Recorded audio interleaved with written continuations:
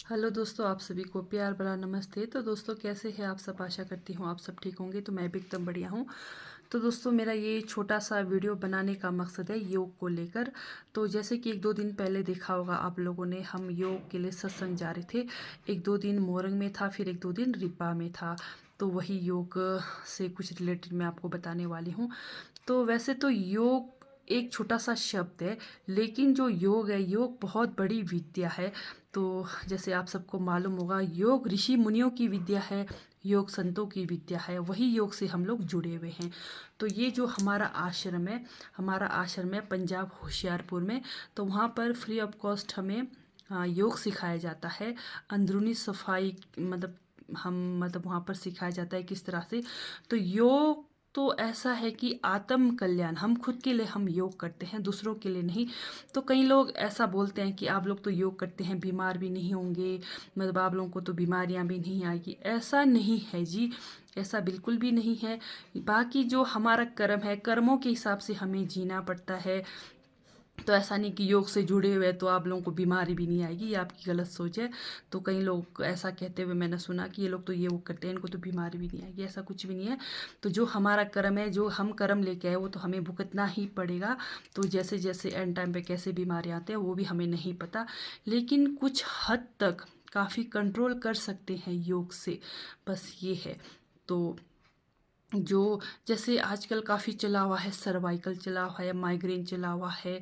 तो माइग्रेन को भी जैसे हमारा रहता है सुबह वमन नीति खाली पेट, वो करके काफ़ी हद तक ठीक कर सकते हैं। सर्वाइकल वगैरह काफ़ी हद तक आप योग करेंगे ठीक कर सकते हैं।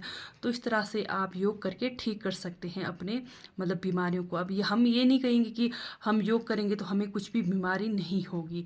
तो लेकिन योग करने से बीमारियों को काफ़ी हद तक हम ठीक कर सकते हैं।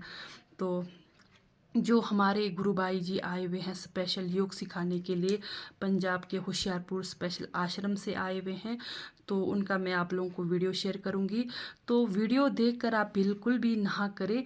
अगर आप सीखना चाहते हैं तो हमारे मोरंग गांव में हमारी बुआ जी है, मेरे ससुर जी है और काफ़ी लोग हैं जो कि आपको योग सिखाएंगे।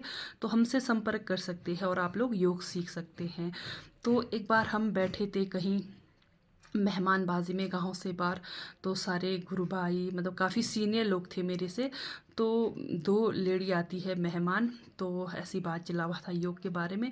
तो बोलने लगे जी हम तो टीवी में देख के ऐसा करते हैं वैसा करते हैं, तो टीवी से ही करते हैं। तो एक लेडी बोलने लगी, मैं जो योग से टीवी से देखकर योग करती हूँ, प्राणायाम करती हूँ, उससे मुझे इतना छींक हुआ कि मेरा छींक बंद ही नहीं हुआ, मुझे हॉस्पिटल जाना पड़ा।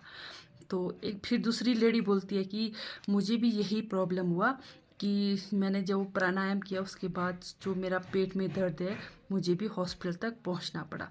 तो मेरे कहने का मतलब है कि आप मतलब किसी से इस तरह से ना सीखे, हो सके तक आप ऐसे लोगों से सीखे जिनको मालूम हो, जिनको योग के बारे में पता हो, उन्हीं से आप योग सीखे। हम ये नहीं कह रहे कि हम ही से सीखो, आप योग सीखो, कहीं से भी सीखो, वो आपकी मर्जी है।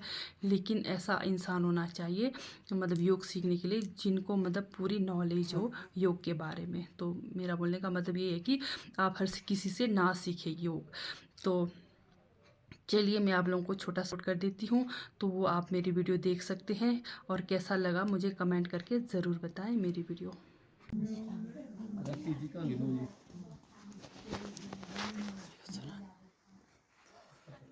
शवासन में शवासन में शवासन में ਤੁਸੀਂ ਜਾਓ शवासन में आगे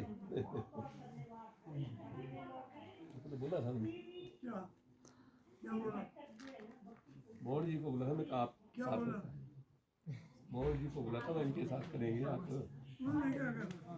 मदद क्या मदद। अब आपके सामने जल नीति कितने पूर्ण अभ्यास के अनुसार अब देख लीजिए, देखो सही तरीका है जल नीति का। ये एक बार आराम से अंदर खींचा, फिर मुंह में आया, बाहर फेंका। आराम से मुंह में ले रहे, मुंह भर दिया, अब इन्होंने बाहर फेंक दिया। इस तरह से हमें करनी चाहिए।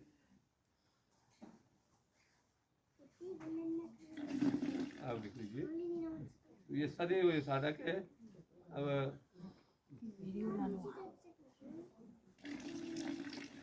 गज करनी,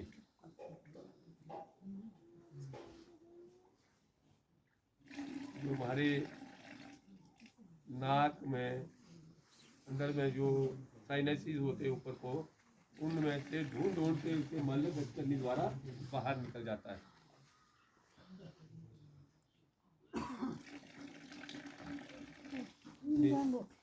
प्रवीणता के साथ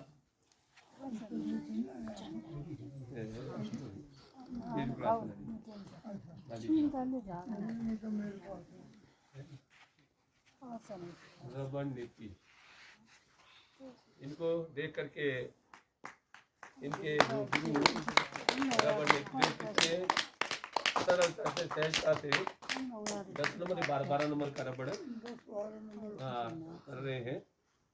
तो आप लोगों में से बहुत सारों ने तो सोमनाथ जी को भी देखा था, जो इनके भी गुरु थे और योग के महान शहीद। अब देख लीजिए कितने प्रवीणता के साथ कर रहे हैं, दिखा रहे हैं। ये प्रदर्शन है कि अगर जब हम योग के साधन करते जाएं तो हमारी स्थिति ऐसी बन जाती है। विशाल जी सोमनाथ जी के चेले हैं, उनके साथ बच्चे होते थे ये लोग, तो तब से लेकर इन्होंने अपने जीवन में अपना करके रबड़ नीति से विशेष तौर से हम इतने मोटे रबड़ तो ना कर सके, इतने मोटी सूत्र नीति ना कर सके, लेकिन करने का जो तरीका है वो हमें देखना चाहिए कि किस तरह से करते हैं।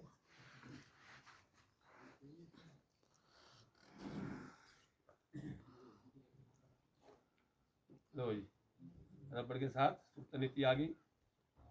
पूरी तरह से महाराज जो कपाल रंध्र का क्षेत्र है तालू के पीछे, वो पूरी तरह से साफ हो रहा है। अब अगर मैं अपनी भी बात कहूँ, मेरा भी नाक बनता है, उसी करके मैं योगा में आया गुरु जी के पास, तो डॉक्टरों ने मेरा नाक भी पंक्चर किया था। तो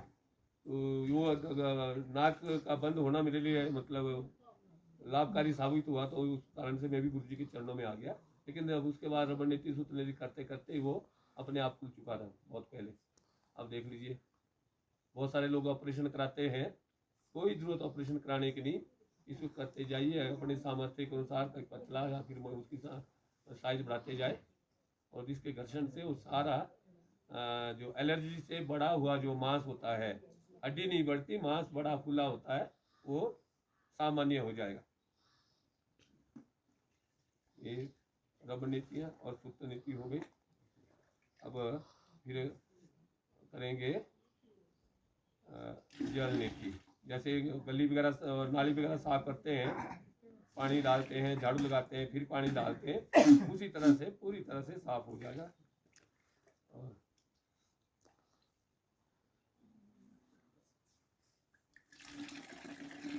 और एक लंबे समय 5-6 सालों के बाद रसपाल जी की ये क्रिया हमें देखने को मिली।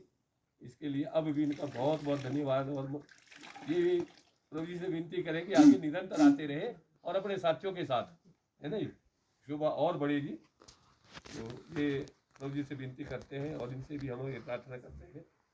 देखो क्या अभ्यास है, गज करनी एक नाक से बिना उंगली, हम तो उंगली से करते हैं ना, अगर करते भी है। ये देखो सारा काय कर ले रहे हैं, अपना सिर इतना घुमाया कि एक नासिका से वो पानी बाहर आ जाएगा। अब देख लीजिए,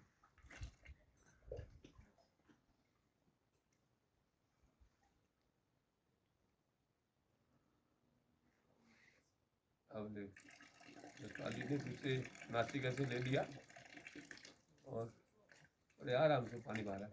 आगे एक बात यहाँ मेरी कहना था, जो सुबह भी कहने को आई, ये कपालभाति की क्रिया बनती है। ये इसको शीतकारी कपालभाति कहा जाता है।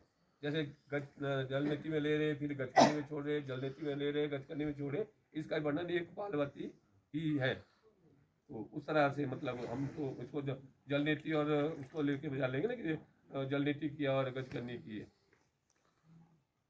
कपालभाति का मतलब है कपाल को साफ करने के भिन्न भिन्न तरीके। ये शीतकारी कहा जाता है, शीतकारी कपालभाति। अब देखो वस्त्र धोती। वस्त्र धोती हमारा फूड पाइप होता है, भोजन नली, विशेष तौर से उसको साफ करने का है। और हमारा जो वॉइस बॉक्स होता है, जो आवाज जहाँ से आती है, और